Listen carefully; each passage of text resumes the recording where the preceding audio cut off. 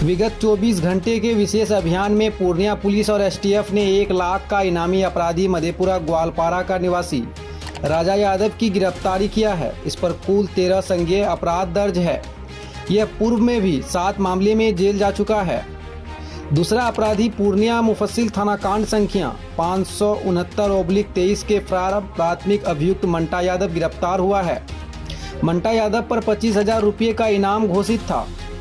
मंटा यादव बीती रात अपने ससुराल आया था। गुप्त सूचना के आधार पर यह गिरफ्तारी मुकम्मल किया, जिसके पास हथियार में प्रयुक्त कट्टा 2 जिंदा कारतूस भी बरामद हुआ है। पूर्णिया एसपी ने कहा कि यह कई मामले का वांछित अपराधी है। इस पर 7 संज्ञेय मामला का एफआईआर पूर्व से ही दर्ज है।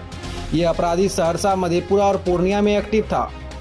वहीं तीसरा मामला मरंगा थाना कामाख्या स्थान का मोहम्मद जव्वार की गिरफ्तारी हुई है।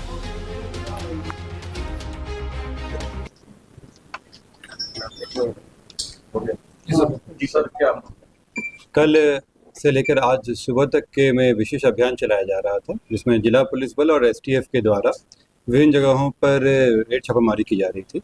इस क्रम में जिला के टॉप 10 में शामिल 3 व्यक्ति, इन तीनों पे रिवॉर्ड डिक्लेयर था। 3 व्यक्ति की गिरफ्तारी हुई है। इसमें सबसे प्रमुख है, जो कुछ दिन पहले आप लोगों को जानकारी मिली होगी कि सहरसा में चौकीदार को गोली लगी थी और उसमें जवाबी कार्रवाई में एक व्यक्ति को गोली लगी थी। वो अपने यहाँ भी पूर्णिया जिला में भी रसाड़ में एक घटना हुई थी, उसमें वांटेड था। इसके अतिरिक्त ये कई केसेस में वांटेड था। इसकी गिरफ्तारी कर ली गई है। इसके निशानदेही पर इसके पास से देसी कट्टा और जिंदा कारतूस मिला है। इसमें ये 13 केस में वांटेड थे। ये 13 ही केस हत्या का प्रयास और आर्म्स लूट के केस हैं। इसके अतिरिक्त 7 केस में ये पूर्व में जेल जा चुका है। इसका नाम है राजा यादव, ग्वालपारा मधेपुरा का रहने वाला है।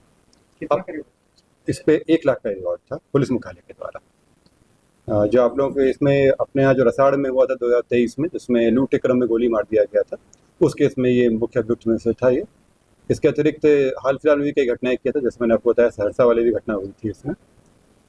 इसमें एसटीएफ की कार्रवाई बहुत ही प्रशंसनीय रही है और उनके द्वारा लगातार इसमें करते हुए जिला पुलिस के सहयोग से इनकी गिरफ्तारी। कब से पड़ा था सर? ये इस पे केस 2020 से ही ये कई आपराधिक घटनाओं में शामिल रहा है। जैसे मैंने बताया आपको कि 20 केस का इनका आपराधिक इतिहास है। 13 में ये वांटेड थे।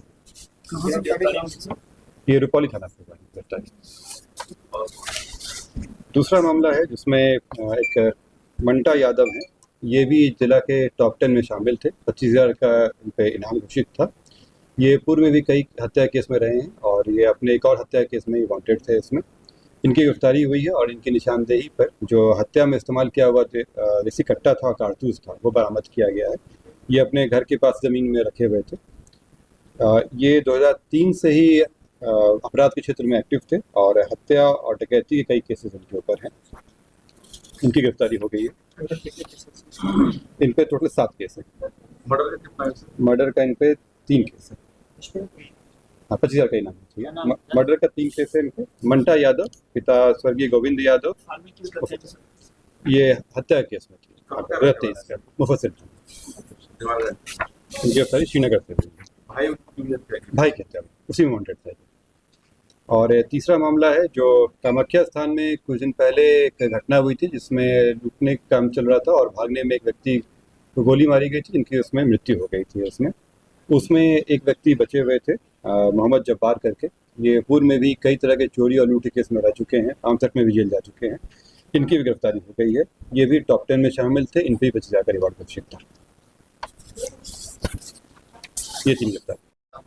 इसमें कई चीज़ें हैं। ये तो कई जगह पे एक्टिव था। ये कई घटनाएं कर चुका है। सहरसा, मधेपुरा और पूर्णिया में 3 जिलों में ये काफ़ी एक्टिव था। ये खास करके सहरसा और मधेपुरा में, और कई घटनाओं में शामिल होने के बाद बताया है। ये अभी इसको भेजा जा रहा है। बाकी हम लोग रिमांड लेके सिर्फ पूछताछ करेंगे।